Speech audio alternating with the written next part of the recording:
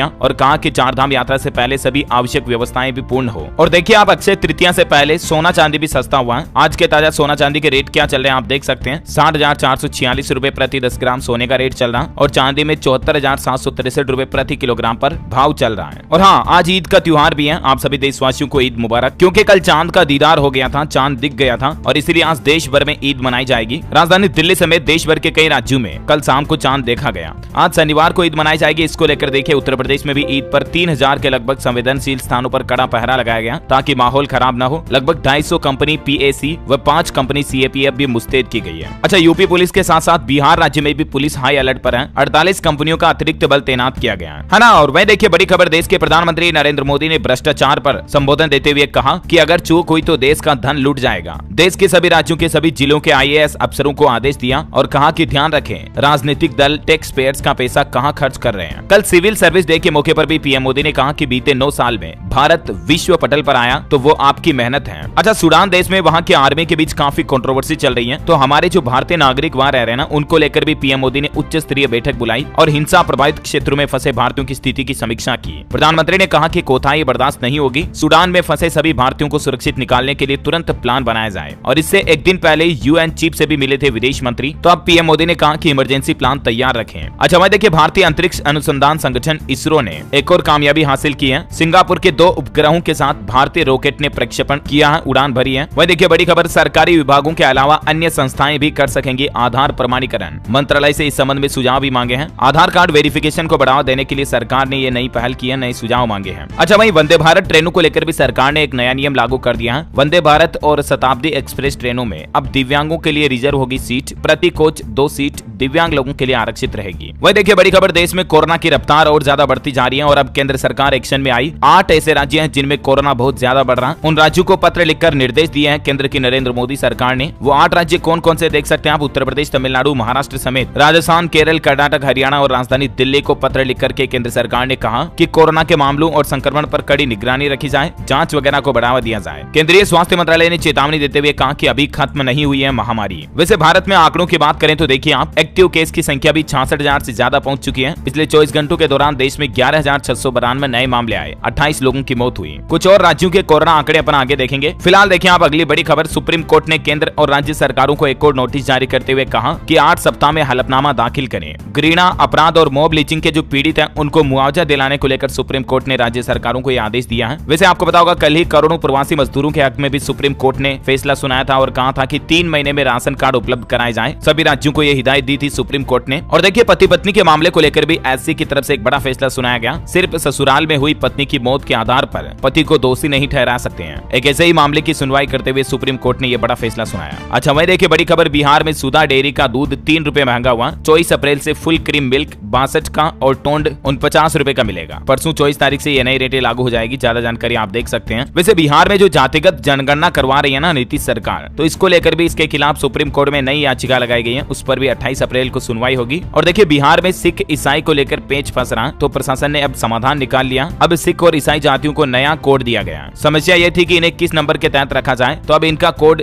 215 होगा। जातिगत जनगणना में सरकार सभी जातियों को एक कोड नंबर अलॉट कर रही है और इसी के तहत इन जातियों को ये कोड दिया गया है ना। वह देखिए राजधानी दिल्ली में ट्रैफिक नियमों का उल्लंघन करने वालों पर एआई कैमरों की नजर रहेगी, आर्टिफिशियल इंटेलिजेंस कैमरों की, और पीयूसीसी नहीं होने पर ई चालान भी आएगा घर पर। अच्छा, बड़ी खबर आ रही है, आईपीएल के प्ले ऑफ और फाइनल का शेड्यूल भी घोषित कर दिया बीसीसीआई की तरफ से। 28 मई को इस मैदान पर होगा खिताबी मुकाबला। चेन्नई अहमदाबाद में होंगे आईपीएल 16 के प्ले ऑफ मुकाबले। 23 मई को पहला और 26 को दूसरा क्वालिफायर मैच खेला जाएगा। नरेंद्र मोदी स्टेडियम में फाइनल मैच होगा गुजरात में, है ना। वही देखिए बड़ी खबर, 30 अप्रैल को मेगा प्रचार कैंपेन लॉन्च करेगी बीजेपी। प्रधानमंत्री की मन की बात के कार्यक्रम से होगी इसकी शुरुआत। और गृह मंत्री अमित शाह भी 2 दिन कर्नाटक के दौरे पर आए हुए हैं। चुनावी तैयारियों पर चर्चा करेंगे। देवनहल्ली में बारिश की वजह से कल उनका रोड शो भी रद्द हुआ। वही देखिए समलैंगिक विवाह को लेकर सुप्रीम कोर्ट में लगातार तीसरे दिन भी सुनवाई हुई और अब सुप्रीम कोर्ट ने आदेश दिया कि सोमवार तक सरकारों को दलीलें पूरी करनी होगी। अभिषेक बनर्जी बोले कि मर्जी का पार्टनर चुनने का हक सभी को है। और देखते हैं अब इस मामले को लेकर सोमवार को क्या फैसला आता है सुप्रीम कोर्ट की तरफ से। जो भी अपडेट आएगा मैं आपको बता दूंगा इसी चैनल डीएलएस न्यूज के माध्यम से।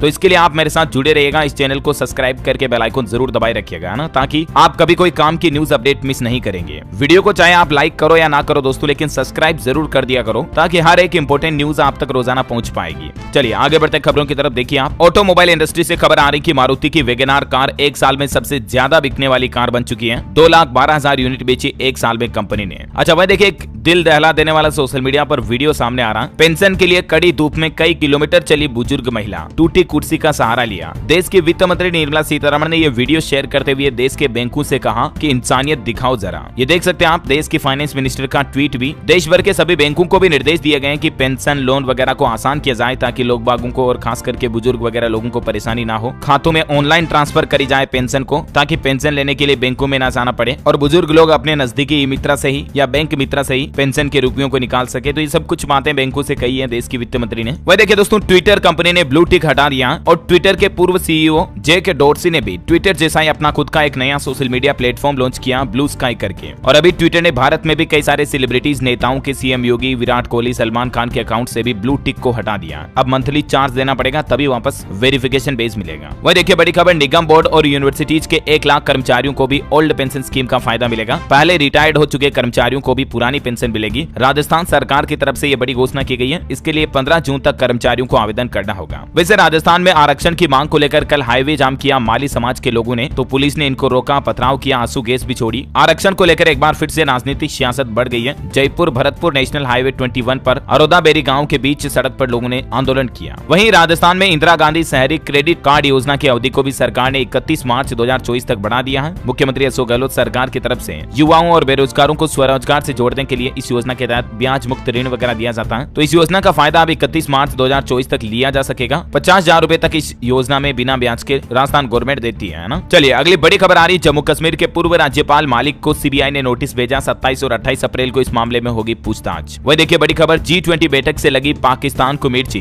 कश्मीर में घुसपैठ का प्लान बना रहा पाकिस्तान। इंटेलिजेंस इनपुट से यह बड़ा खुलासा हुआ है, क्योंकि इस बार G20 बैठकों की मेजबानी भारत कर रहा और कुछ बैठकें जम्मू कश्मीर में भी होगी। तो इसी को लेकर पाकिस्तान को तकलीफ हो रही है। बड़ी खबर देखिए, जियो सिनेमा के ब्रांड एम्बेसडर बने hitman Rohit Sharma. Digital streaming को स्पीड मिलेगी, IPL फैंस का भी मजा दुगुना होगा। अच्छा अगला अपडेट आ रहा, देश में राष्ट्रीय डिजिटल नागरिक फोरम लॉन्च हो चुका है। इसका फायदा किसको मिलेगा, कैसे मिलेगा? तो दरअसल केट जो है ना, confederation of all India traders, इसने देश में नेशनल डिजिटल नागरिक फोरम लॉन्च किया है व्यापारियों के संगठन के द्वारा। ये न केवल व्यापारियों बल्कि उपभोक्ताओं के हितों के लिए भी काम करेगा। ये एक ऑनलाइन प्लेटफॉर्म है जिसका उद्देश्य है देश के व्यापारियों, उपभोक्ताओं और समाज के अन्य वर्गों के अधिकारों को आगे बढ़ाना और भारत में डिजिटल अर्थव्यवस्था व्यापार को बढ़ावा देना। इसके और क्या क्या बेनिफिट होंगे, इस फोरम के क्या फायदे मिलेंगे, जिसकी ज्यादा जानकारी भी आप स्क्रीन पर देख सकते हैं। वह देखिए दोस्तों, देश में बुजुर्गों और अशक्त व्यक्तियों के लिए मोदी सरकार नया प्लान बना रही है। दिव्य उपहार है, तीर्थ स्थलों पर अब रोपवे चलाए जाएंगे। और कल ही तो आपको पता होगा, देश के रक्षा मंत्री राजनाथ सिंह ने भी बड़ी घोषणा की थी कि देश भर में 250 से भी ज्यादा रोपवे बनाए जाएंगे। हाईवेज के डेवलपमेंट के साथ साथ रोपवे का भी विकास किया जाएगा, जिससे कि बुजुर्ग लोगों को तीर्थ यात्रा करने में, तीर्थ स्थलों पर जाने में आसानी होती है रोपवे के द्वारा। वैसे अगर आप घर बैठे ही 4 धाम यात्रा के दर्शन वगैरह करना चाहते हैं ना, तो मैंने आपको बताया था ना, श्री मंदिर ऐप के जरिए आप कर सकते हैं। और इस पर दोस्तों ना सिर्फ आप ऑनलाइन लाइव दर्शन कर पाएंगे रोजाना लाइव आरती के साथ, बल्कि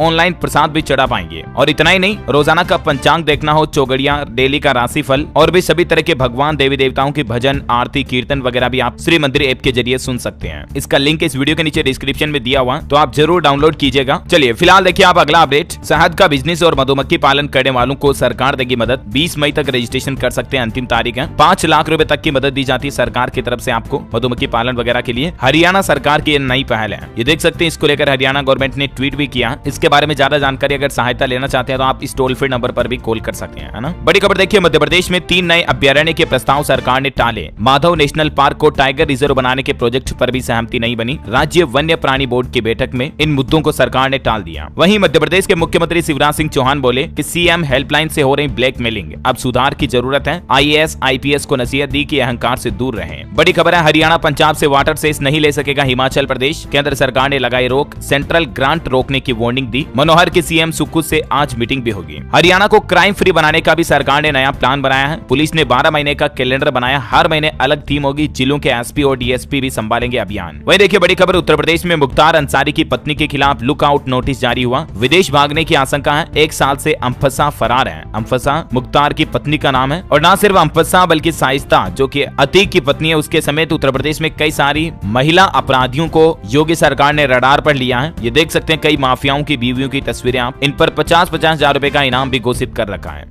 बड़ी खबर है, पंजाब में जमीन रजिस्ट्री के लिए व्हाट्सएप नंबर जारी हो चुके हैं। एनआरआई के लिए अलग से व्यवस्था होगी। इन नंबर के जरिए लोग बाग अपनी जमीन रजिस्ट्री से संबंधित शिकायत दर्ज करा पाएंगे, न सिर्फ कंप्लेंट कर पाएंगे बल्कि रिकॉर्ड को ट्रैक भी कर पाएंगे। पंजाब के मुख्यमंत्री भगवंत मान सरकार की तरफ से ट्वीट करके ये जानकारी दी गई। व्हाट्सएप नंबर भी आप देख सकते हैं स्क्रीन पर। बड़ी खबर है, पश्चिम बंगाल में डीए की मांग को लेकर सरकारी कर्मचारी और प्रशासन के बीच बैठक हुई फेल। मोबाइल टॉर्च जलाकर प्रदर्शन भी किया। अच्छा, इंडिया की इकोनॉमी पर अच्छी खबर आ रही कि देश में महंगाई कम होगी, 6% की रफ्तार से दौड़ेगी भारतीय अर्थव्यवस्था। देश के अर्थशास्त्रियों ने ये उम्मीद जताई है। वही देखिए, प्रधानमंत्री नरेंद्र मोदी 29 मई को गंगा पुष्कर कुंभ को संबोधित करेंगे वाराणसी में। श्रद्धालुओं की भीड़ को देखते हुए खास तैयारी भी की जा रही है। और इतना ही नहीं, समावेशी विकास पर 9 अभियानों की शुरुआत भी करेंगे पीएम मोदी। इसको लेकर वेबसाइट और मोबाइल ऐप का उद्घाटन भी करेंगे। आने वाले सोमवार को प्रधानमंत्री का ये प्लान है। और इस बार मन की बात का 100वां एपिसोड होगा। इस मौके पर 100 का सिक्का भी जारी किया जाएगा और उस सिक्के पर मन की बात 100 भी लिखा होगा। ये विशेष अभियान शुरू करने जा रही मन की बात कार्यक्रम के 100वें एपिसोड से ही केंद्र की नरेंद्र मोदी सरकार।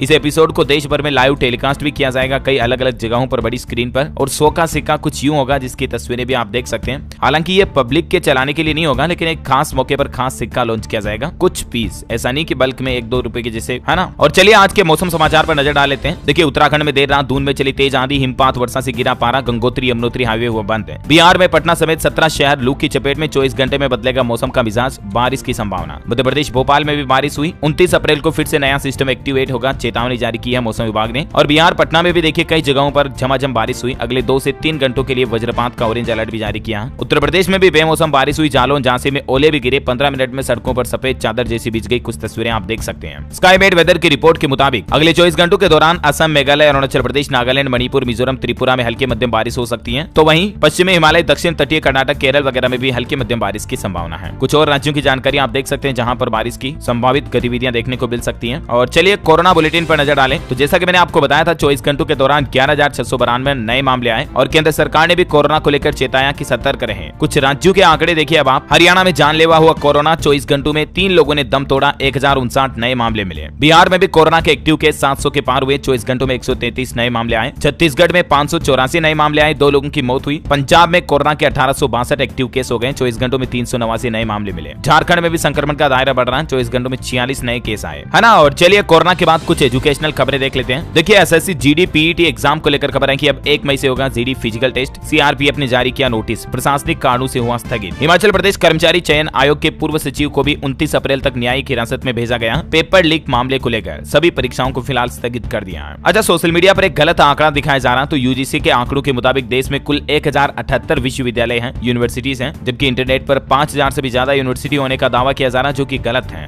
भारत में, है ना, अभी 1000 से ज्यादा यूनिवर्सिटी हैं। वहीं हरियाणा में पीजीटी अभ्यर्थियों को फिर से बड़ा झटका लगा। हाईकोर्ट ने परीक्षा पर लगाई रोक, एग्जाम पैटर्न बदलना बनी वजह। सरकार और एचपीएससी को नोटिस भी जारी किया। अच्छा, दूरदर्शन में सरकारी नौकरियां निकली हुई हैं। वीडियोग्राफर की वैकेंसी निकली है 41 पदों पर। 40,000 तक सैलरी मिलेगी। इसमें अधिकतम 40 वर्ष तक का अप्लाई कर सकता है। अगर आप इसके लिए अप्लाई करना चाहते हैं तो इस पोर्टल के जरिए ऑनलाइन अप्लाई कर सकते हैं, ना। और मध्य प्रदेश में देखिए परीक्षाओं के लिए एक ही बार शुल्क की व्यवस्था अभी 1 वर्ष के लिए लागू की गई है, यानी कि 1 साल तक के लिए आपको कॉम्पिटिटिव एग्जाम में एक ही बार शुल्क देना पड़ेगा, बार बार नहीं देना पड़ेगा, ठीक है ना। और चलिए एजुकेशन के बाद अब देश से जुड़ी कुछ और खबरें देख लेते हैं फटाफट से। देखिए, भारत बांग्लादेश अब रुपये और टका में सीधे करेंगे व्यापार। वाणिज्यिक लेन देन पर ऐतिहासिक फैसला हुआ। व्हाट्सएप में आया नया फीचर, ऑटोमेटिक डिलीट होने वाले मैसेज को भी अब आप सेव कर पाएंगे, यानी कि जो डिसअपियरिंग मैसेज होते हैं ना, उनको भी यूजर सेव कर सकेंगे। ये नया फीचर भी व्हाट्सएप ने रोल आउट कर दिया। अच्छा, देश की राष्ट्रपति द्रौपदी मुर्मू ने हिमाचल प्रदेश दौरे के दौरान शिमला में राष्ट्रपति निवास को आम लोगों के लिए खोलने की घोषणा कर दी है। इसकी आधिकारिक घोषणा यानी कि ऑफिशियल अनाउंसमेंट कर दिया और इसकी ऑनलाइन बुकिंग भी होगी। 23 अप्रैल से ही आम लोग भी शिमला में राष्ट्रपति निवास का भ्रमण कर पाएंगे, है ना। अच्छा, सुप्रीम कोर्ट ने देखिए क्या कहा समलैंगिक मामले को लेकर कि शादी से पहले नोटिस का नियम पुरुषवादी सोच पर आधारित है। इससे कमजोर वर्ग पर प्रतिकूल प्रभाव पड़ेगा। एक ऐसे ही मामले की सुनवाई चल रही है और इसको लेकर ये सुप्रीम कोर्ट ने फैसला सुनाया, देख सकते हैं आप। वही देखिए, हिमाचल प्रदेश में 15 दिन में तैयार होंगे ड्रोन के उपयोग से संबंधित नियम। बैठक में लिया गया बड़ा फैसला। बड़ी खबर है, बिहार में मुख्यमंत्री कन्या उत्थान योजना के तहत ग्रेजुएट छात्राओं के लिए खुशखबरी आई है। खाते में 50-50 हजार रुपए मिलेंगे। दरअसल बिहार सरकार द्वारा जो ये योजना चलाई जाती है ना, तो ये मुख्यमंत्री कन्या उत्थान योजना के नए पोर्टल पर कल शुक्रवार से ही छात्राओं का नाम जुड़ना शुरू हो गया। इसको लेकर शिक्षा विभाग की तरफ से सभी विश्वविद्यालयों को निर्देश भी दिए भेजा गया कि 2021 से अक्टूबर 2022 तक जो स्नातक उत्तीर्ण कर चुकी छात्राएं हैं ना, उनका नाम पोर्टल पर अपलोड करें। तो अगर आप भी ऐसी लड़कियां हैं तो आपको 50,000 रुपए की मदद देगी बिहार सरकार, अगर आपने स्नातक पूरी कर ली है तो। अब तक 19